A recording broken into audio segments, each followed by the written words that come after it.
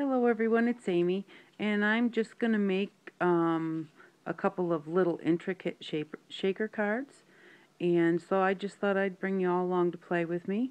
So this is something that I saw at a scrapbooking store that I went to a few weeks ago when I went with my aunt to the city, and they had a really intricate die that they had cut out and layered and then put their little pearls and stuff in there. So I thought that was really cool. So when I came home, I found this intricate die. But since then, I've been wanting to do a birdhouse because I just love my birdhouses. Here we go.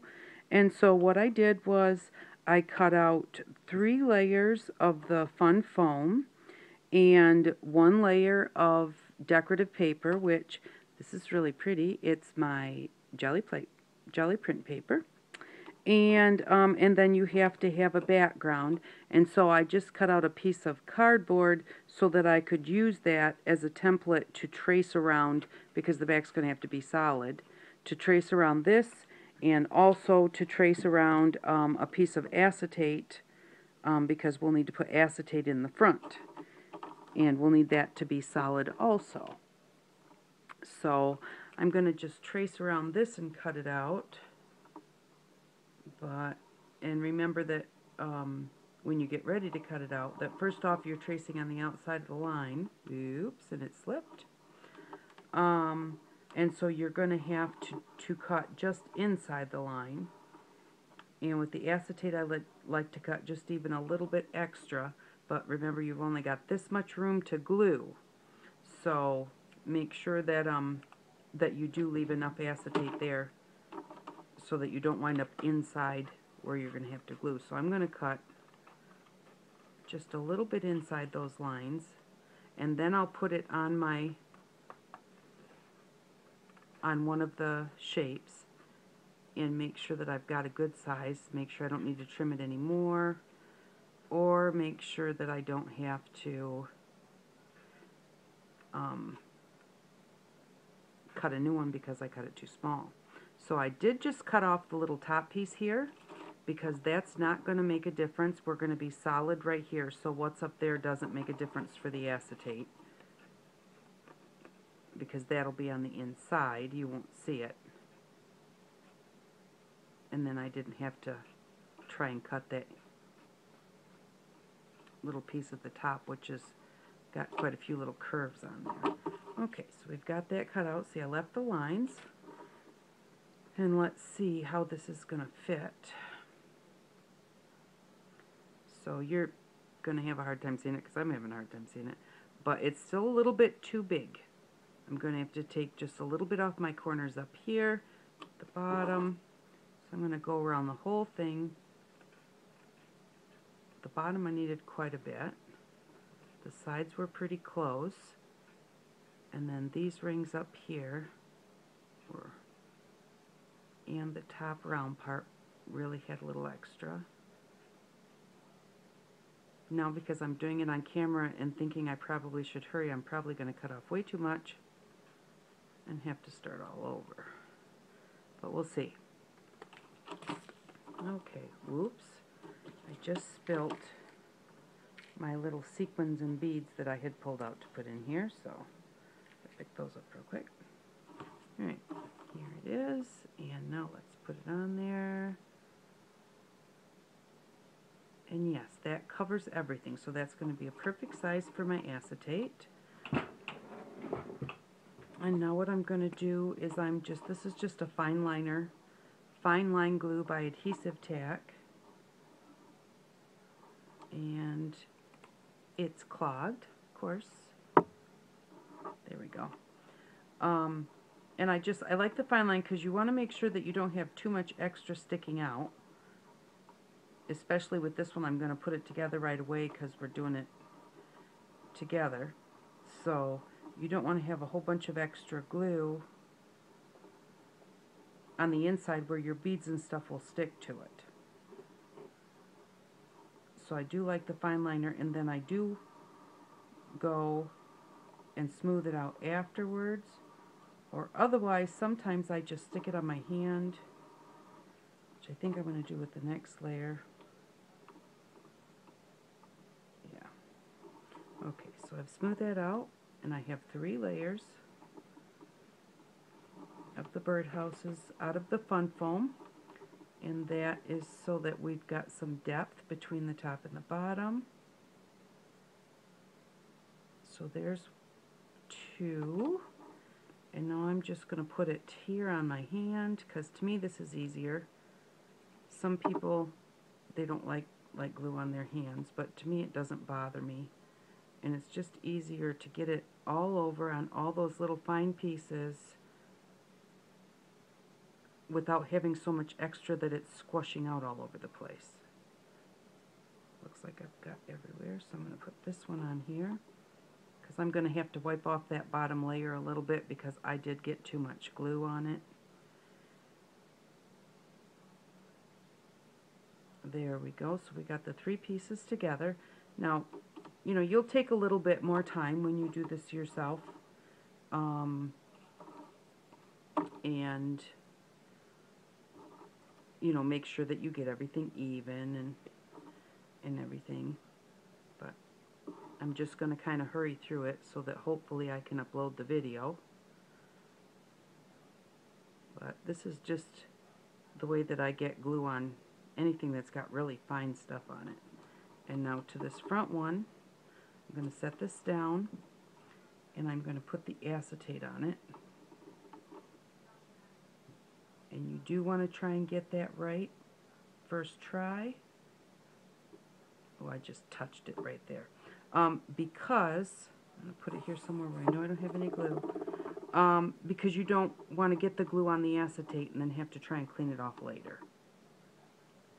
And there we go. That's together fine, even though it's not really visible. Okay, so now I'm going to attach the front piece to the birdhouses.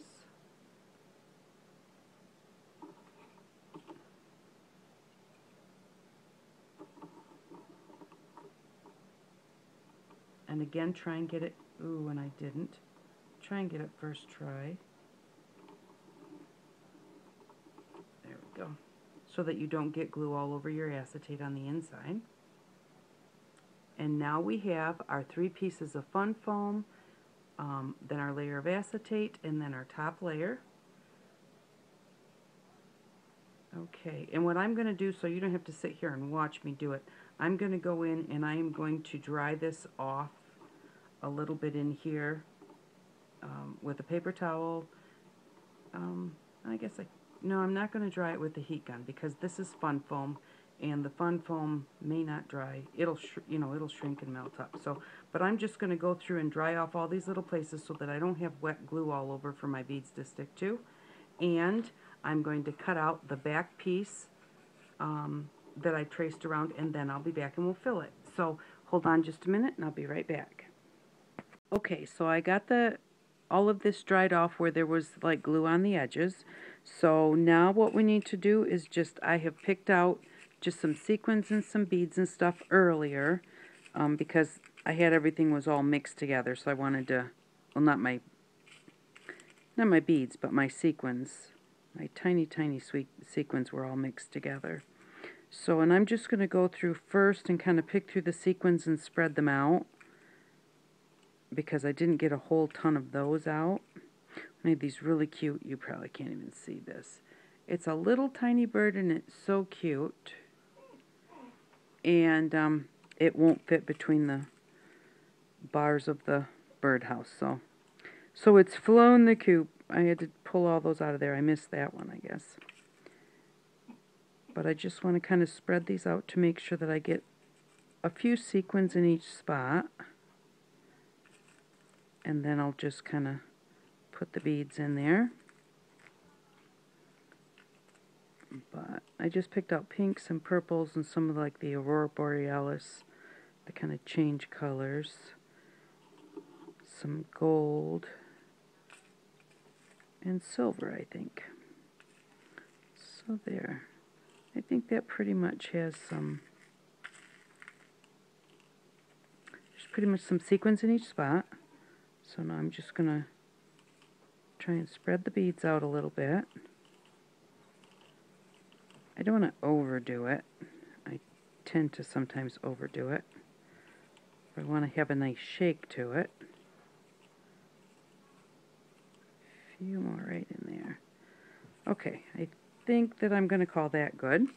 So now all I need to do is just put a little bit of glue to put the back on. And then once we get the back on, and again I'm going to kind of put this on here and then spread it flat and spread it around so that hopefully I don't glue my sequins to the bottom. Make sure I get enough glue on it so that it doesn't separate and come apart, because that would really suck. Almost forgot to spread it. Just spread it around so that it's flat so it doesn't squish into the center when you put the pieces together. And I've already grabbed a couple of sequins there. They have glue on them, so I'm going to pull those out. And that bead. You don't want to throw those back in there, because if you do, they've got glue on them. And they'll glue themselves to something else. Okay, and then I'm just going to take the backing that I cut and put that right on there. Okay. And I can see somehow I didn't get that straight here. It's got a lot extra hanging over the bottom, so I'm going to cut that right now.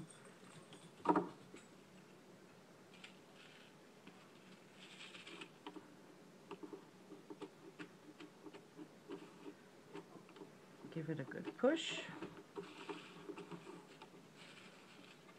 And there we go. It shakes nice. And as you can see, because I was hurrying, I did get some of those beads stuck up there at the top. I should have left it like this until it dried a little bit and then flipped it over. So I do have one here that I made earlier, and see how nice that one shakes very nicely and everything moves really well, because I had put the backing on and didn't flip it over. So that's what I did with this one. When I put the backing on, I should have let it sit like that for a while, even though I want to see it, because now what's happened is when I flipped it over, those beads went to the back, and anywhere there was glue along the edges, they've glued themselves. So that has made the shaker card not very shaky. So I think what I'll probably wind up doing here in a minute is pulling that back off. But and then what I did with this one was I just went and used some glossy accents, and I'm going to do that to this one before I forget. Just a little drop of glossy accents in each one of the little holes here, and then just grab a little crystal. Well, and now my wax pencil's not going to work for me. And just set that in there.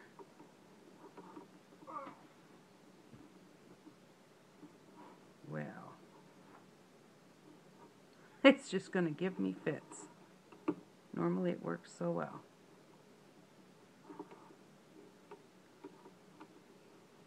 The one thing I like about the wax pencils, they don't always pick up the best, like the really sticky things. I do have a sticky one, but it's so sticky that it just grabs that up right away. But when you go to put it down, it doesn't want to let go. And so that's why I like the wax pencils.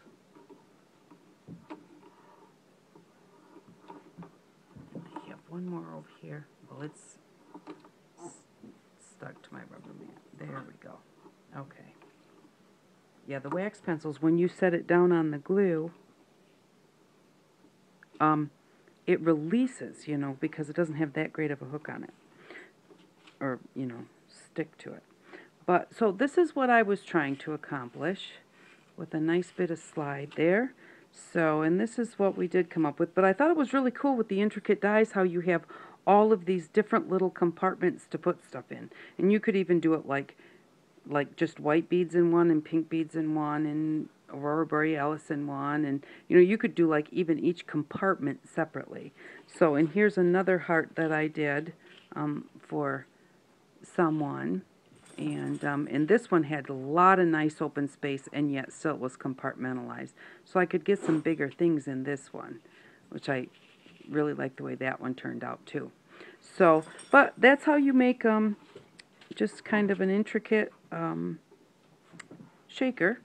And I thought it was really cool, so I thought I'd come on and show it to you. Thank you very much for watching. I really appreciate it, and I hope that you all have an outstanding day. Bye-bye.